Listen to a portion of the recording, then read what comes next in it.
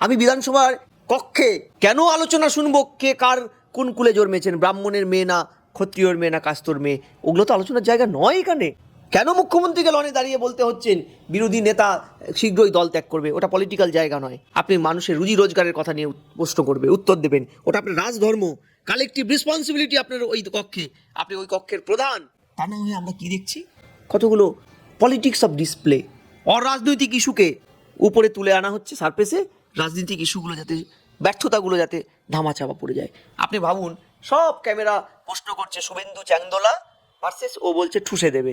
আচ্ছা, কোনো চ্যানেল কি এই প্রবাহের বাইরে গিয়ে একটাবার প্রোগ্রাম করতে পারে না? পারবে কি যে 8,200 উপরে স্কুল বন্ধ হতে চলেছে? বলতে পারবে কি কোনো আলোচনায় উঠে এসছে 3 লক্ষের উপরে উচ্চ মাধ্যমিক পরীক্ষার্থী এবার কম? এই বেসিক কথাগুলো বলার জায়গা কোথাও নেই, কারণ যেখানে বলার কথা সেখানে কুস্তি চলছে।